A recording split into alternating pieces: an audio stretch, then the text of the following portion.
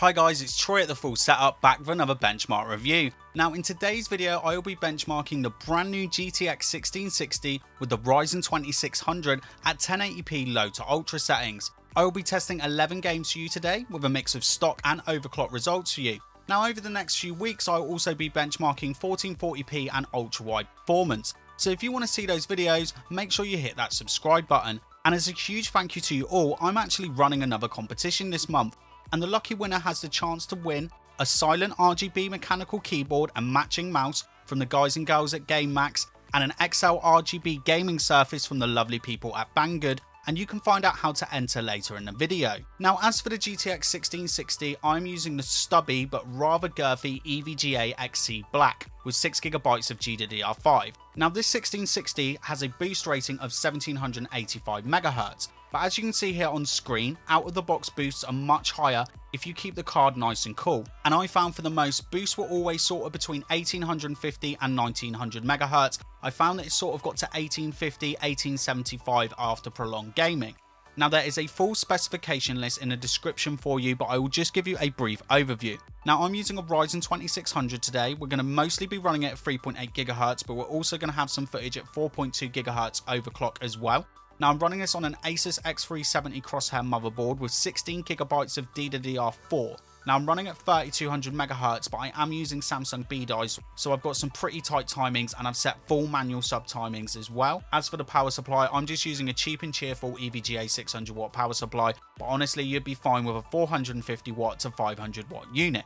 Before we start with the review, I would like to thank today's sponsor GVG Mall. Now I'm sure you're like myself and you have spent many an hour planning your dream PC builds, only to be left crying when you have to add your Windows operating system at over £100, which normally results in a CPU or GPU downgrade. Well, not anymore. GVG Mall offers some of the best pricing on Windows 10 Pro license keys, and they have kindly given me a 20% discount code to share with you. The reason they're able to offer Windows so cheap is that they do not provide you with any physical media and only provide you with a license key.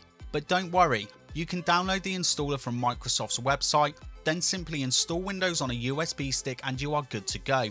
As well as Windows and Office, GVG Mall also offers some great prices on games too, and there is a link to their website in the description.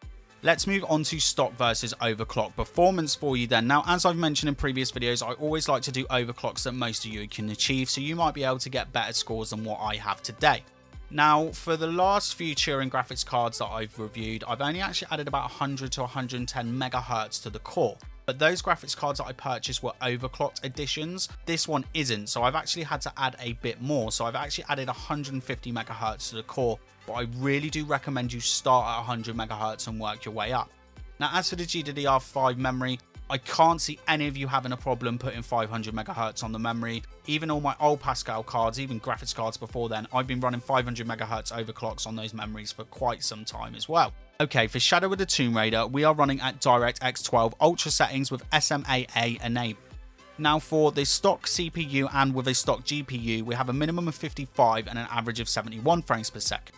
Now when we leave the CPU at stock still, but overclock the graphics cards, we have a minimum of 59 and an average of 77 frames per second. Overclocking the CPU to 4.2GHz, but leaving the GPU stock, gives a minimum of 55 and an average of 71.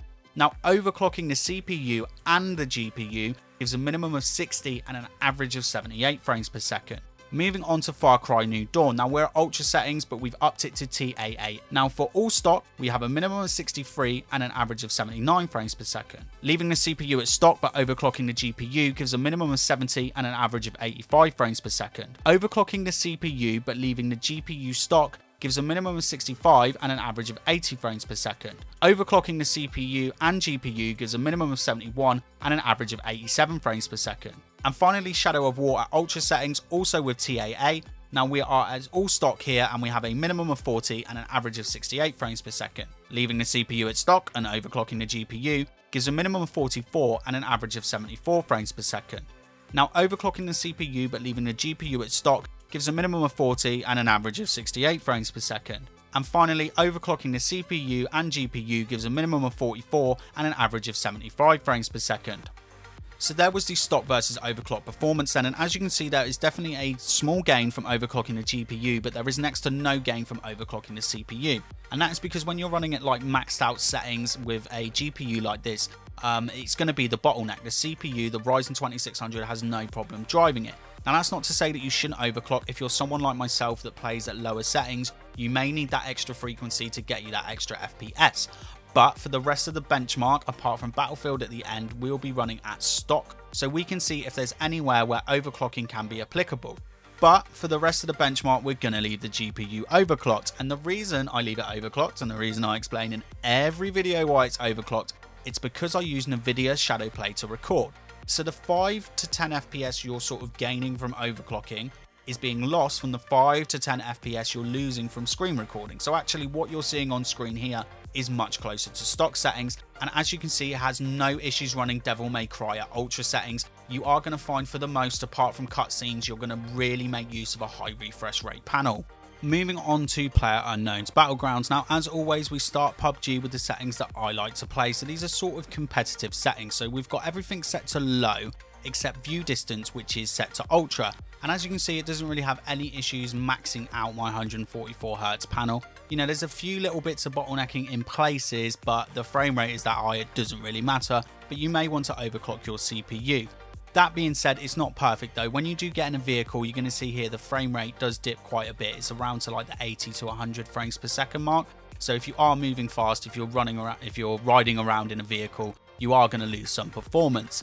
Now, cranking it up to ultra settings, and this game will for the most always run between about 80 and 100 frames per second. So this combo has absolutely no issues playing PlayerUnknown's Battlegrounds. Moving on to Metro Exodus, and this is a game that I do find very hard to test because the frame rate just varies so much depending on location, what you're doing. It really does chop and change itself about. So I'm running at DirectX 12 settings, we're running at high textures, got Hairworks turned off, and I've got tessellation turned on. And I know a lot of you wanted me to test the desert map because of the high frame rates I've had in other areas. And as you can see here, the frame rate really does dip in places. You are going to see dips down to 60. And that's why I'm not running at ultra settings. Although the game runs very fine at ultra, I just constantly found I was getting dips down under 60 frames per second, and I would rather not have that. Moving on to Apex Legends, and I have the frame rate cap turned off here. We're at low settings and you can see it's absolutely fine. Running on my 144Hz panel, the game is super buttery smooth. Gameplay just feels absolutely fantastic. Bumping it up to like very high / ultra settings, and you can see the frame rate starting to drop. So you're going to constantly see a load of gameplay at around 90 frames per second.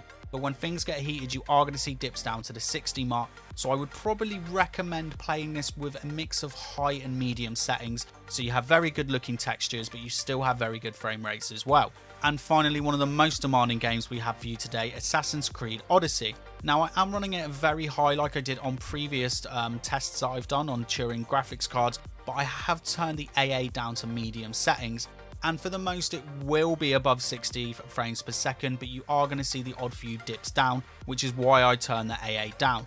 Now again, this is a game that you can play at much lower frame rates, so if you do want to crank it up to ultra high, the graphics card can handle it. I'm just someone that doesn't really like to play between 30 and 45 frames per second, and you will see those sort of dips at ultra high settings. So there were the benchmark scores, and the GTX 1660 and the Ryzen 2600 at stock settings are a perfect companion. Honestly, I probably would just stay away from overclocking the CPU. But this is the bit of the video that I'm going to find really hard, and this is the would I recommend it, and I'm definitely going to seriously waffle on here because I feel like the GTX 1660 is getting very mixed reviews at the moment. You have probably 50% of the reviewers saying it's a very good card. If you can pick one up for £200, it's very good value. And then you have a lot of other reviewers saying, well, it's just a little bit faster than a 1060 and a 590.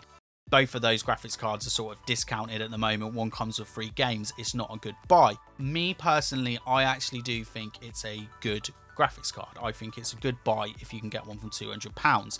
And this is where the big waffle happens, because in order for me to explain this to you, we have to look at the historical nature, the way that the mid-range graphics card market has worked. And in order for me to do that, we need to talk about expectations versus reality. So let's talk about expectations. Now, as consumers, we expect a hell of a lot. we want maximum performance for minimal price. Why not? We want good value. That's what everyone wants.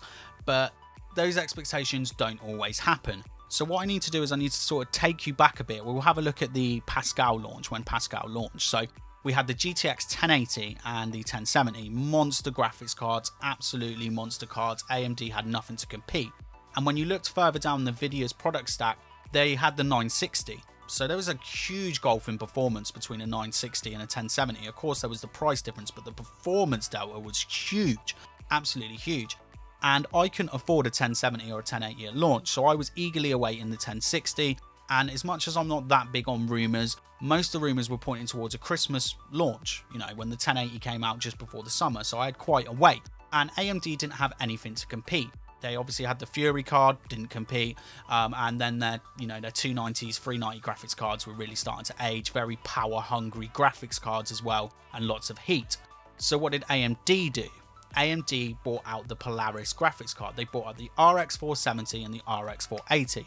Now the 480, if you could get it at that price at launch, was about £200 to £225. 8GB of VRAM. They were promising VR for everyone, which never really happened. You had the market being flooded with FreeSync monitors. That graphics card was a bargain. It was a beautiful buy. So Nvidia didn't want to lose the mid-range crown, so they brought out the GTX 1060. And the 1060 had 980 level performance and edged the 480 in, non-AMD titles. Most titles favour Nvidia, so they edged the competition. So you're getting 8 series performance at a 6 series price point. That does not happen very often. So that brings me over to the reality, and the reality is, if you look at the mid-range market, it very rarely happens that you get top level performance from last gen on the new mid-range gen. It very rarely happens, and you can look at this historically. If you look at the way both AMD and Nvidia market their graphics cards, look at the way that the 1660 series is being marketed. It's being marketed against the 960. Because they know people that buy mid-range graphics cards, most people don't buy a new one every generation.